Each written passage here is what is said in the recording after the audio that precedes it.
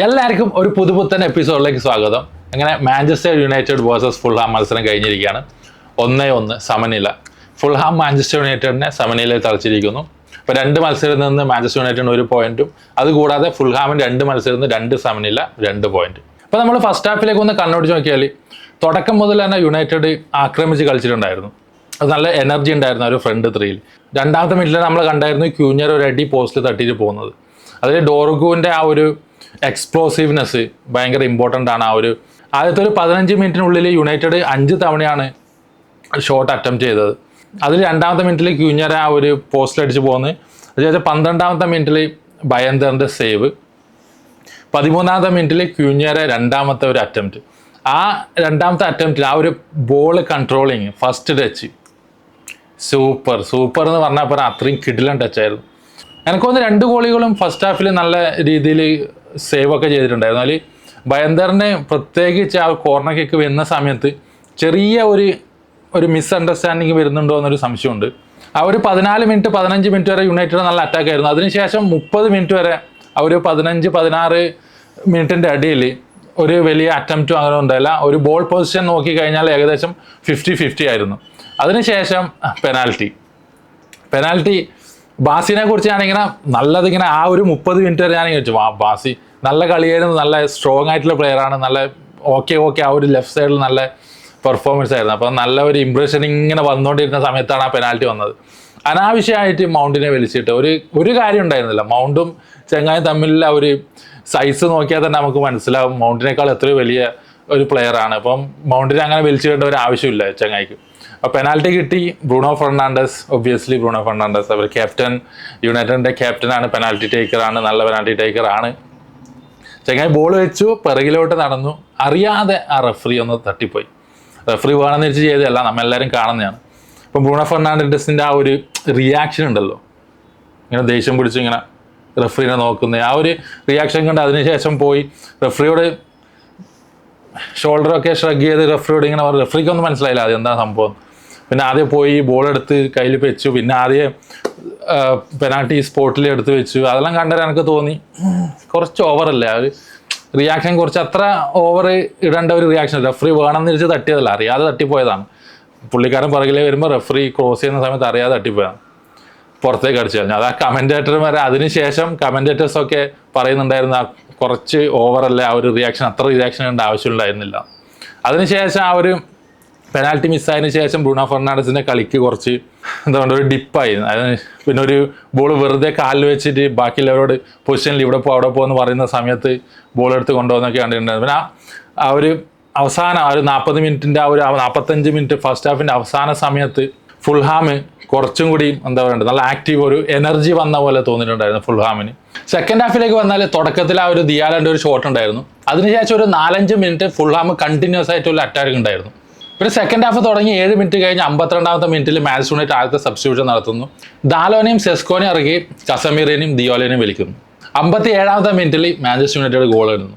അത് ഞാൻ വിചാരിച്ച യോറ അടിച്ച ഗോളാണ്, ഹെഡ് ചെയ്ത ഗോളാണെന്നാണ്. പക്ഷെ അത് പിന്നീട് ആ റീപ്ലേ കണ്ടപ്പോഴാണ് മനസ്സിലായത് അത് മുനീസിൻ്റെ ദേഹത്ത് തട്ടി റിഫ്ലക്റ്റ് ആയിട്ടാണ് പോസ്റ്റ് കയറിയത്.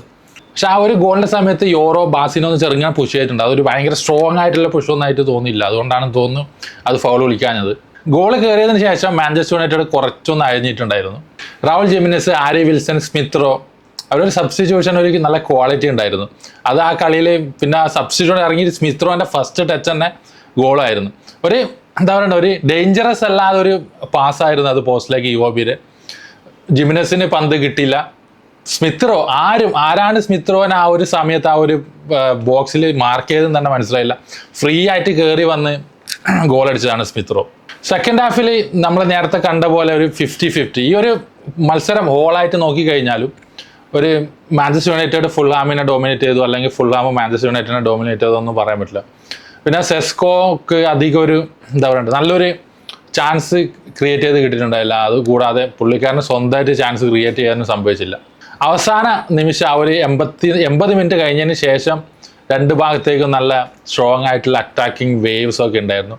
അവസാനം മഗ്വർ ഇറങ്ങി. ആ മഗ്വർ ഇറങ്ങുന്ന സമയത്ത് കമൻറ്റേറ്റർ പറഞ്ഞിട്ടുണ്ടായിരുന്നു മഗ്വർ മുന്നേ ഇതേപോലെ സമയങ്ങളിലൊക്കെ ഹെഡ് ചെയ്ത് ഗോളാക്കിയിട്ടുണ്ടായിരുന്നു. ഈ ഒരു മത്സരത്തിൽ അങ്ങനെ സാധിക്കുമോ എന്ന് കമൻറ്റേറ്റേഴ്സൊക്കെ ചോദിച്ചിട്ടുണ്ടായിരുന്നു. അത് പറഞ്ഞു തീർന്നില്ല. കോർണറിൽ തന്നെ പുള്ളിക്കാരൻ്റെ ഹെഡ് ജസ്റ്റ് ഒരു മിസ്സിന് പുറത്തേക്ക് പോയിട്ടുണ്ട്. ഈ ഒരു മത്സരത്തിന് ആദ്യത്തെ സ്റ്റാർട്ടിംഗ് 11 വന്ന സമയത്ത് ദാലോനെ ഒഴിവാക്കിയിട്ട് ദിയാലോനെ കൊണ്ടുവന്നത് ഞാൻ വിചാരിച്ചിട്ടുണ്ട്. ഓക്കെ, കഴിഞ്ഞ മത്സരത്തിൽ പ്രത്യേകിച്ച് ആഴ്സണലിനുള്ള മത്സരത്തിൽ നമ്മൾ കണ്ടിട്ടുണ്ടായിരുന്നു ദാലോനെ വലിച്ച് ദിയാലിനെ ഇറക്കിയതിന് ശേഷമാണ് ആ ഒരു റൈറ്റ് ഹാൻഡ് സൈഡിൽ കുറച്ചും കൂടി മൂവ്മെൻറ്റ്സ് ഉണ്ടായത് മാഞ്ചസ്റ്റർ യുണൈറ്റഡ്. എൻ്റെ ഉള്ളിൽ ഈ ഒരു കളിയിൽ ദിയാലോ കുറച്ചും കൂടി പ്ലെയേഴ്സിനെ ടേക്ക് ഓൺ ചെയ്യും, കുറച്ചും കൂടി ബോൾ ക്യാരി ചെയ്ത് അഡ്വാൻസ് പ്ലേ ചെയ്യുമെന്നൊക്കെ വിചാരിച്ചിട്ടുണ്ടായി. പക്ഷേ ദിയാലോൻ്റെ ഭാഗത്ത് നിന്ന് അങ്ങനെ ഒരു പ്ലേ ഉണ്ടായില്ല. അതുകൊണ്ടാണ് പുള്ളിക്കാരനെ 52 മിനിറ്റ് വരെ കളിപ്പിച്ചുള്ളൂ എന്നാണ് വലിച്ചത്. എൻ്റെ ഒരു അഭിപ്രായത്തിൽ ആ ഒരു ആഴ്സണലിൻ്റെ ആ ഒരു മത്സരത്തിൽ കാണിച്ച ഒരു ഇൻറ്റൻസിറ്റി ഈ ഒരു മത്സരത്തിൽ കാണാൻ സാധിച്ചിട്ടില്ല. അത് തോന്നുന്ന ഒരുപക്ഷെ മേ ബി ഇത് എവേ ഗ്രൗണ്ട്, ഫുൾഹാമിൻ്റെ എവേ ഗ്രൗണ്ട് ഓൾമോസ്റ്റ് എല്ലാ ടീമിനും ഭയങ്കര ടഫായിട്ടുള്ള മത്സരമാണ്. പിന്നെ അമോറിമിനെ കാണിക്കുന്ന സമയത്തൊക്കെ പുള്ളിക്കാരൻ ഓൾവേസ് ടെൻസ് ആ ഒരു പെനാൽറ്റി അടിക്കുന്ന സമയത്ത് അത് നോക്കുന്നുണ്ടായിരുന്നില്ല, താഴോട്ട് തല താഴ്ത്തിയിരിക്കുന്നുണ്ടായിരുന്നു. പിന്നെ ഇവൻ കോർണർ കിക്ക് എടുക്കുന്ന സമയം വരെ അതൊന്നും നോക്കുന്നുണ്ടായില്ല. എപ്പോഴൊക്കെ പുള്ളിക്കാരൻ്റെ അടുത്ത് ക്യാമറ പോകുന്ന ആ സമയത്തൊക്കെ പുള്ളിക്കാരൻ തലയാട്ടുന്ന എന്താ പറയണ്ട ഒരു ഡിസപ്പോയിൻറ്റഡ് മൂഡിലായിരുന്നു പുള്ളിക്കാരനെ ഓൾമോസ്റ്റ് ഈ ഒരു മത്സരം ഫുള്ള് കണ്ടത്. ഒരു പക്ഷേ ചങ്ങായി വിചാരിച്ച അത്ര പെർഫോമൻസ് യുണൈറ്റഡിൻ്റെ പ്ലേയേഴ്സിൽ നിന്ന് കിട്ടിയിട്ടുണ്ടായില്ല. സ്വാഭാവികമായിട്ടും എല്ലാ കോച്ചിനും ഉണ്ടാകുന്ന ഒരു ഡിസപ്പോയിൻമെൻ്റ് ആണ്. അവർ വിചാരിച്ച ആ ഒരു പെർഫോമൻസ് കളിയിൽ വന്നില്ലെങ്കിൽ. എന്തായാലും ഒരു ന്യൂട്രൽ പോയിന്റ് ഓഫ് വ്യൂവിൽ മത്സരം ഓക്കെ ആയിരുന്നു. അവസാനത്തെ ആ ഒരു കുറച്ച് ഫേസൊക്കെ ഉണ്ടായിരുന്നു, നല്ല അറ്റാക്കിംഗ് പ്ലേ രണ്ട് ടീമിൻ്റെ ഭാഗത്തു നിന്നും. എസ്പെഷ്യലി അവസാനം ആ ഒരു 10 മിനിറ്റ്, അതുകൂടാതെ സെക്കൻഡ് ഹാഫിൻ്റെ തുടക്കത്തിൽ ഫുൾഹാമിൻ്റെ ഭാഗത്തു നിന്നുണ്ടായ ഒരു 4-5 മിനിറ്റിലെ കണ്ടിന്യൂസ് ആയിട്ടുള്ള ഒരു അറ്റാക്കിങ്. പക്ഷെ ഒരുപക്ഷെ മാഞ്ചസ്റ്റർ യുണൈറ്റഡ് ഫാൻസൊക്കെ മേ ബി എന്താണ് നിങ്ങൾ ഈ ഒരു എൻ്റെ ഒരു വീഡിയോ നിങ്ങൾ മാഞ്ചസ്റ്റർ യുണൈറ്റഡ് ഫാൻസ് ആരെയും കാണുന്നുണ്ടെങ്കിൽ നിങ്ങളുടെ അഭിപ്രായം ഒന്ന് കമൻറ്റ് സെക്ഷനിൽ രേഖപ്പെടുത്തുക. കഴിഞ്ഞ ആഴ്സണലായിട്ട് മത്സരം ഈ ഒരു മത്സരവും തമ്മിൽ കണ്ട സ്ഥിതിക്ക് എന്താണ് നിങ്ങളുടെ ആ ഒരു ടീമിനെ കുറിച്ചുള്ള ഒരു വിലയിരുത്തലെന്ന് കമൻറ്റ് ചെയ്യുക തീർച്ചയായും. അപ്പം അടുത്ത ടുമാറോ മല്ല യുദ്ധം ന്യൂകാസിൽ വേഴ്സസ് ലിവർപൂൾ. അപ്പം അതിൻ്റെ ഒരു റിയാക്ഷൻ വീഡിയോ ചെയ്യുന്നതായിരിക്കും. അപ്പോൾ വീഡിയോ ഇഷ്ടപ്പെട്ടാൽ ലൈക്ക് ചെയ്യുക, ഷെയർ ചെയ്യുക, സബ്സ്ക്രൈബ് ചെയ്യുക. അപ്പോൾ അടുത്ത വീഡിയോയിൽ കാണുന്നവരെ താങ്ക് യു.